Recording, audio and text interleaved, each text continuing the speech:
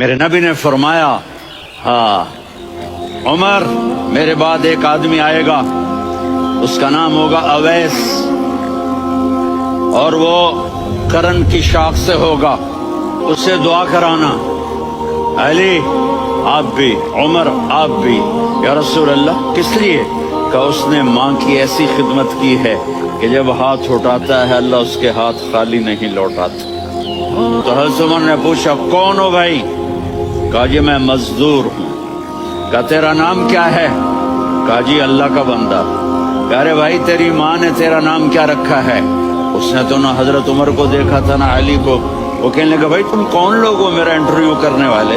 یہ تو میں اپنی زبان میں کہہ رہا ہوں۔ تو حضرت علی بولے کہ بھائی یہ ہیں امیر المومنین عمر بن خطاب اور میں ہوں علی بن ابی طالب۔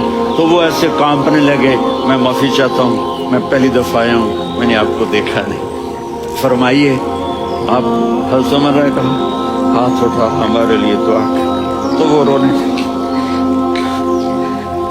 آپ نبی کے صحابی، میں عاجز مسکین میں دعا کروں؟ میری اوقات ہے میں دعا کروں؟ کہاں؟ ہمیں ہمارے نبی نے فرمایا تھا اویس آئے تو دعا کروانی ہے۔ عمر اور علی جیسی ہستیوں کو دعا کے لیے کہا جا رہا ہے۔ پیچھے تہجد ہے؟ نہیں۔ جہاد ہے؟ نہیں۔ علم ہے؟ نہیں۔ نماز ہے؟ نہیں۔ روزہ ہے؟ نہیں۔ زکوٰۃ ہے؟ نہیں۔ خیرات ہے؟ نہیں۔ کیا ہے؟ ماں کی خدمت، ماں کی خدمت، ماں کی خدمت۔